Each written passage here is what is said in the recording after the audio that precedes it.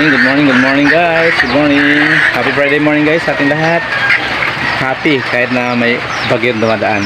So ayan guys, malakas ang ulan magdamag kaya medyo naipon na naman yung tubig dito sa ating harapan. So baha na naman. So magdamag talaga simula kagabi hanggang ngayong umaga sumuulan pa. Kaya eto guys yung harapan natin, bahang-baha na. Guys, yan, lakas ng ulan guys.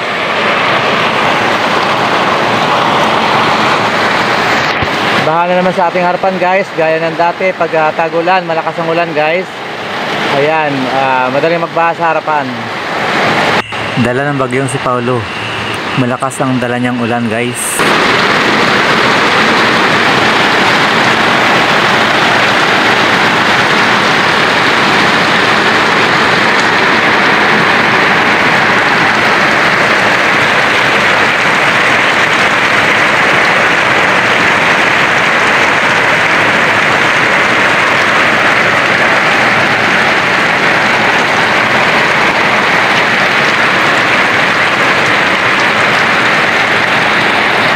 Malalim naman ang tubig guys.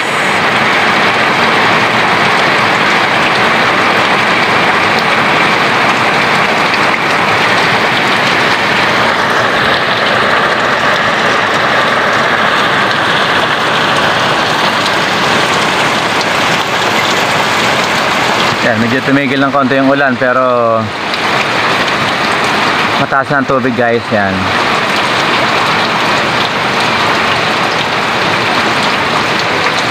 Mga 2 days na naman yan bago mawala yung tubig dito sa harapan namin. Magdamag na ulan guys kasi may bagyo nga tayong papasok. Kaya magdamag ang ulan guys. Malakas magdamag kaya yan. Pati sa kabila guys baha na din kabila ng kalsada.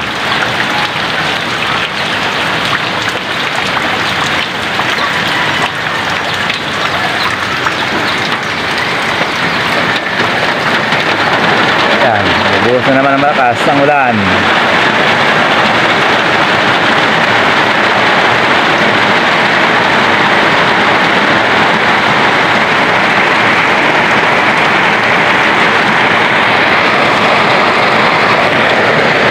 Guys,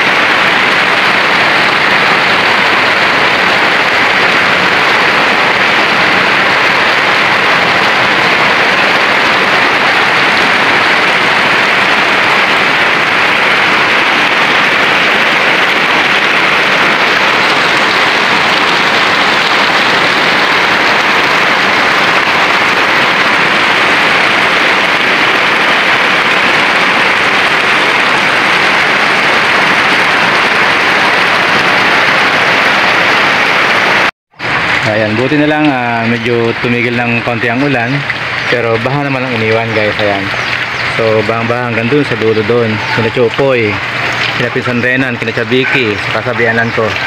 Ayan, baha dyan guys. So paikot dito sa amin guys is baha. Ayan, hanggang dun baha doon. So ikot tayo guys sa kabila. Dito sa harapan muna natin. So baha na ng ating tindahan. So malalim guys hanggang sa kabilang kalsada. So nag-abot na yung tubig kaya wala nang mapuntahan yung tubig. Baha na rin sa kabila. Mataas na rin yung tubig doon.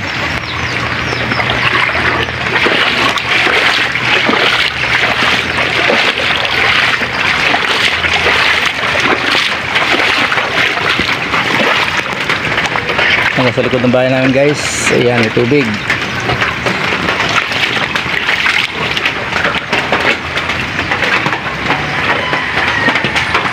Kawawa naman yung ating K9. And guys, baha dito sa harapan ng biyanan ko. Ayan. Kawawa naman yung manok guys. Texas pa naman. Ayan. Nabaha na din. Hello princess. Baha sa bahay nila guys. Ayan.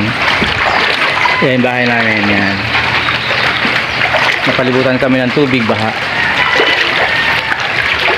Kaya parang saning bahay. Ayan. Napalibutan na rin ng tubig guys. So, ibig sabihin yung tubig hanggang doon kanina kasi may guhit-guhit siya. Yan, halatado. Medyo bumaba na ngayon. Ito yung ating mga Texas. Ayan guys. Binaha na. Yan yung bahay namin guys. Napalibutan na ng tubig. Kaya parang sani. Ayan, napalibutan na rin ng tubig guys. Ito guys yung sitwasyon namin ngayon kasi malakas yung ulan ng bagyong si Paulo. Namulaklak na yung aking kalaman ng oras.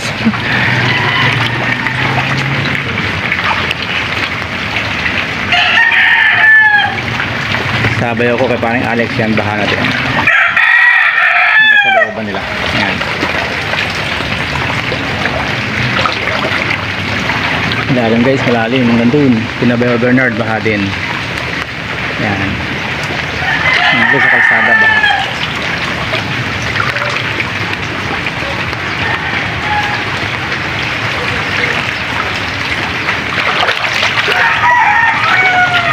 So sobrang lakas ng ulan talaga guys, kaya nagkameron ng ganitong baha. Siguro mga 7 years na nakaraan nangyari na rin ganito guys. Ayan, high school. Bali pa 3 times na to ngayon na nagkameron ng ganito kasi yung tubig sa kabilang kalsada walang mapuntahan, walang malabasan, hanggang doon lang talaga. Kaya binabaha kami ng ganito.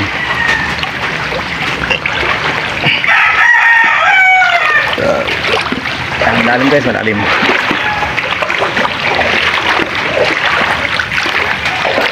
Hello. Dapat magawa talaga ng paraan yung pinaka ilog-ilog namin sa kabilang kalsada. Maano, magawa ng pinang daanan yung tubig papunta sa palayan.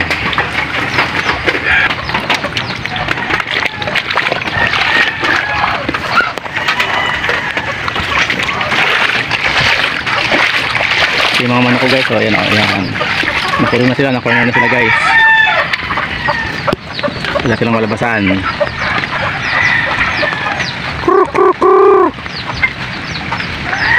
Ayan, nakakulong sila yan guys, para hindi sila nababasa pa rin sila ng ulan.